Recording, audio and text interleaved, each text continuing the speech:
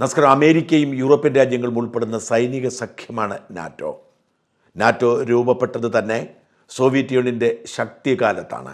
NATO രാജ്യങ്ങൾ തമ്മിലുള്ള കരാറ് ഏതെങ്കിലും ഒരു നാറ്റോ രാജ്യത്തെ മറ്റേതെങ്കിലും ഒരു രാജ്യം ആക്രമിച്ചാൽ സ്വന്തം രാജ്യത്തെ ആക്രമിക്കുന്നു എന്ന് കണക്കാക്കി എല്ലാ രാജ്യങ്ങളും ഒരുമിച്ച് ശത്രു രാജ്യത്തെ ആക്രമിക്കണമെന്നതാണ്.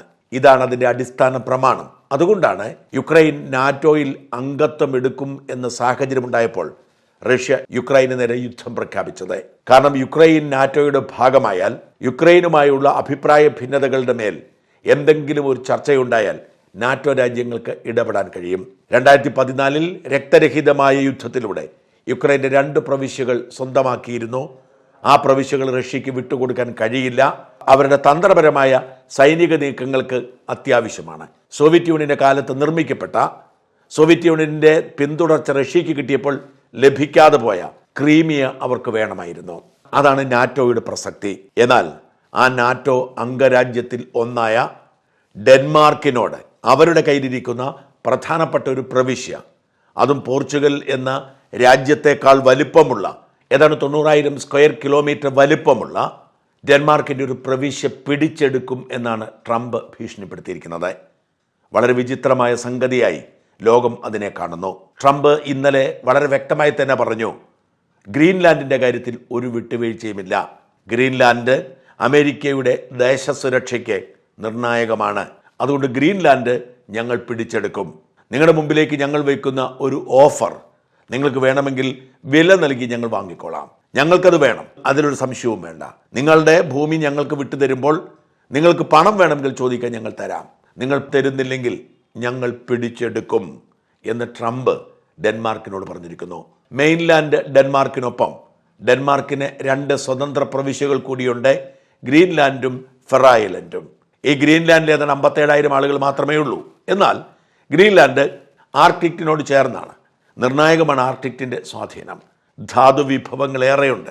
മാത്രമല്ല ആർട്ടിക്കിന് നിർണായകമായ ഒരുപാട് പ്രത്യേകതകളുണ്ട്. കാനഡയും ഡെൻമാർക്കും ഫിൻലൻഡും ഐസ്ലാൻഡും നോർവേയും സ്വീഡനും റഷ്യയും അമേരിക്കയും അടങ്ങുന്നതാണ് ആർട്ടിക് രാജ്യങ്ങൾ. ഇതിൽ ഫിൻലൻഡിനും സ്വീഡനും ഈ ആർട്ടിക്കിനോട് ചേർന്ന് കടൽ തീരമില്ല. അതായത് അവരുടെ ഭൂപ്രദേശത്തോട് ചേർന്നല്ല. നിയമമനുസരിച്ച് ബാക്കി എല്ലാ രാജ്യങ്ങൾക്കും 200 നോട്ടിക്കൽ മൈൽ എക്സ്ക്ലൂസീവ് എക്കണോമിക് സോണാണ്. 200 നോട്ടിക്കൽ മൈൽ എന്ന് പറഞ്ഞാൽ ഏതാണ്ട് 370 കിലോമീറ്റർ വരും. ഈ ദൂരത്ത് മറ്റൊരു രാജ്യത്തിനും അവകാശമില്ല. അവരുടെ രാജ്യം പോലെ തന്നെയാണ്. അങ്ങനെ ഈ ആർട്ടിക്കിൻ്റെ എല്ലാ സൗന്ദര്യവും അവകാശങ്ങളും അനുഭവിച്ചു കൊണ്ടിരിക്കുന്ന ഡെൻമാർക്കിനെ അവരുടെ 57,000 പൗരന്മാരടക്കമുള്ള അവരുടെ ഒരു ഭൂപ്രദേശം തന്നെ നഷ്ടപ്പെടുന്നത് ആലോചിക്കാൻ കഴിയില്ല. ട്രംപ് പറയുന്നു, ഞങ്ങൾക്കത് കിട്ടിയേ മതിയാവൂ, ഞങ്ങൾക്കൊരു വിട്ടുവീഴ്ചയുമില്ല. കാരണം ആർട്ടിക്കിലേക്കുള്ള പരിവേഷണങ്ങളൊക്കെ നടന്നുകൊണ്ടിരിക്കും. നമുക്ക് ഈ മരുഭൂമിയിൽ പരിവേഷണം നടത്തുന്ന പോലെ, അല്ലെങ്കിൽ ശൂന്യാകാശത്തിൽ പരിവേഷണം നടത്തുന്ന പോലെ നിരന്തരം പരിവേഷണങ്ങൾ നടക്കുന്ന ഒരു പ്രദേശമാണ് ആർട്ടിക്. വടക്കൻ അമേരിക്കൻ ഭൂഖണ്ഡത്തിലുള്ള ഭൂമിയുടെ അങ്ങേയറ്റമാണ്, വടക്കനറ്റമാണ്. അവിടെ മഞ്ഞു മൂടിക്കിടക്കുന്ന സ്ഥലമാണ്. അവിടെ ആൾതാമസമില്ല. എന്നാൽ ഇന്ത്യയും ചൈനയും അടക്കമുള്ള രാജ്യങ്ങൾക്ക് അവിടെ ഗവേഷണ സൗകര്യങ്ങളുണ്ട്. അവിടെ റിസർച്ചുകൾ നടത്തിക്കൊണ്ടിരിക്കുന്നു. അവിടെ റഷ്യയാണ് ആദ്യമായി പരിവേഷണം തുടങ്ങുന്നത്. പിന്നീട് അമേരിക്ക എത്തുന്നു, ഓരോ രാജ്യങ്ങളിലെത്തുന്നു, ചൈനയും ഇന്ത്യയും വരെ അവിടെയുണ്ട്. ഇതിനൊക്കെ ചില നിയന്ത്രണങ്ങളുണ്ട്. ശൂന്യാകാശത്തിന് ബൗണ്ടറി വരയ്ക്കുന്നത് പോലെയാണ് ഇവിടെ ഈ ബൗണ്ടറികളുള്ളത്. അവിടേക്ക് റഷ്യയുടെയും ചൈനയുടെയും സ്വാധീനം കൂടാനുള്ള കാരണമാകും ഈ ദുർബലമായ ഡെൻമാർക്കിൻ്റെ ഗ്രീൻലാൻഡ് ഇരിക്കുന്നത് എന്നതാണ് ട്രംപിൻ്റെ വാദം. അതുകൊണ്ട് ഗ്രീൻലാൻഡിൻ്റെ പൂർണ്ണാവകാശം ഞങ്ങൾക്ക് വേണം. ആ ഗ്രീൻലാൻഡിനെ ഞങ്ങൾ നിയന്ത്രിക്കും. അത് അമേരിക്കൻ ജനതയുടെ സുരക്ഷയുടെ ഭാഗമാണ്. വേണമെങ്കിൽ ഞങ്ങൾ നൽകുന്ന പണം വാങ്ങി ഇട്ടിട്ട് പൊയ്ക്കൊള്ളൂ എന്നാണ് ട്രംപിൻ്റെ പ്രഖ്യാപനം. കഴിഞ്ഞ ദിവസം ട്രംപ് അത് പരസ്യമായി പറഞ്ഞു, ഇക്കാര്യത്തിൽ ഒരു വിട്ടുവീഴ്ചയുമില്ല എന്ന്. ഇത് വാസ്തവത്തിൽ നാറ്റോ സഖ്യത്തിൽ ഭിന്നതയുണ്ടാക്കിയിരിക്കുന്നു. യൂറോപ്യൻ രാജ്യങ്ങൾ സംയുക്തമായി ഡെൻമാർക്കിന് പിന്തുണ പ്രഖ്യാപിച്ചു.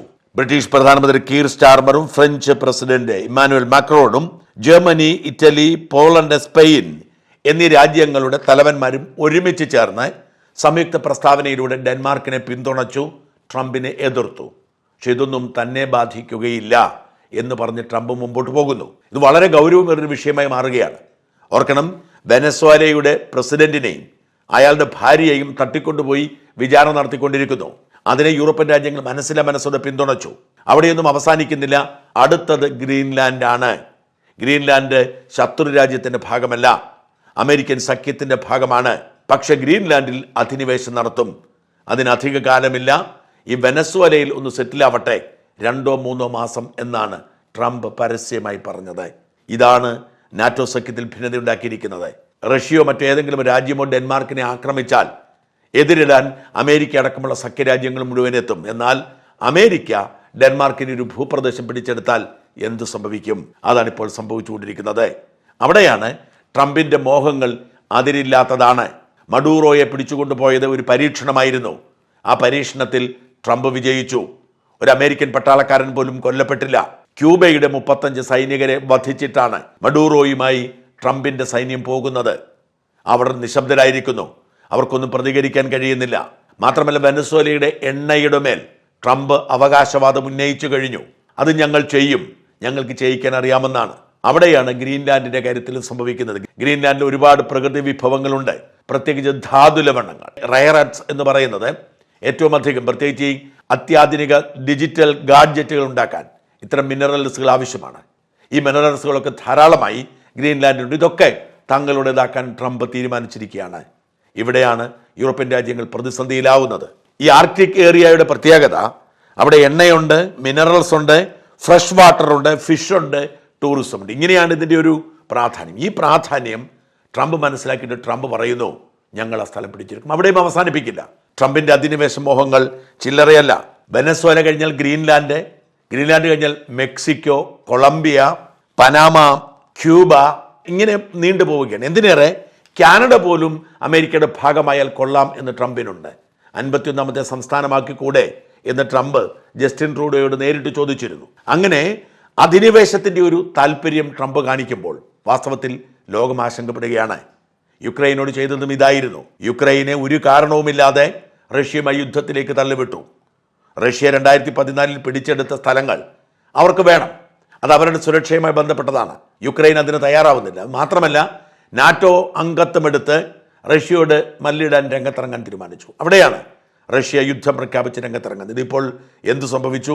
ഏതാണ്ട് 90,000 സ്ക്വയർ മൈൽ ഉൾപ്പെടുന്ന 4 പ്രവിശ്യകൾ, ഓർക്കണം, പോർച്ചുഗൽ എന്ന രാജ്യത്തേക്കാൾ വലിപ്പമുള്ള 4 പ്രവിശ്യകൾ ഇപ്പോൾ റഷ്യയുടെ അധീനതയിലാണ്.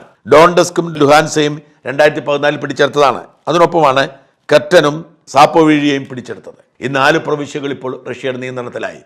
യുദ്ധം അവസാനിപ്പിക്കാൻ ട്രംപ് ശ്രമിക്കുമ്പോൾ ഈ 4 പ്രവിശ്യകളും വിട്ടുകൊടുക്കേണ്ട അവസ്ഥയാണുള്ളത്. ഈ 2 തിരിച്ചു തരാമെന്ന് ചോദിച്ചിട്ട് പുടിൻ വഴങ്ങുന്നില്ല. ഇതാണ് യൂറോപ്പ് നേരിടുന്ന പ്രതിസന്ധി. അമേരിക്കയോടൊപ്പം ചേർന്ന് നിന്നു.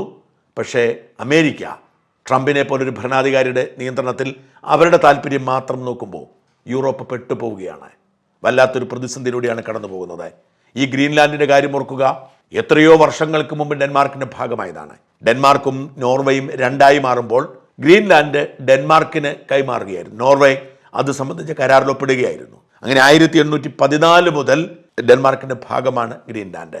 വടക്കൻ അമേരിക്കൻ ഭൂഖണ്ഡത്തിലാണെങ്കിലും ഡെൻമാർക്കിനോട് ചേർന്ന് നിന്നാണ് ഗ്രീൻലാൻഡ് ഇതിൽ വളർന്നത്. അവിടെ ഒരു തർക്കവുമില്ല. മറ്റ് പല രാജ്യങ്ങളിലുമുള്ള ഒരു തർക്കവും അവിടെയില്ല. അവിടുത്തെ റഫറൻഡത്തിൽ ഡെൻമാർക്കിനൊപ്പം നിൽക്കണമെന്നാണ് ജനങ്ങൾ വിധി എഴുതിയത്. അല്ലാതെ സ്വതന്ത്രരാകണമെന്ന് പോലും ജനങ്ങൾ ആഗ്രഹിക്കുന്നില്ല. ആ രാജ്യം നിലനിൽക്കുന്നത് തന്നെ ഡെൻമാർക്കിൻ്റെ ഫണ്ടിങ് കൊണ്ടാണ്. അവിടെയാണ് ട്രംപ് ഇപ്പോൾ അധിനിവേശത്തിന് ശ്രമിക്കുന്നത്. ട്രംപിൻ്റെ അധിനിവേശം എവിടെ വരെ നീളും എന്ന് കാത്തിരുന്ന് കാണാം.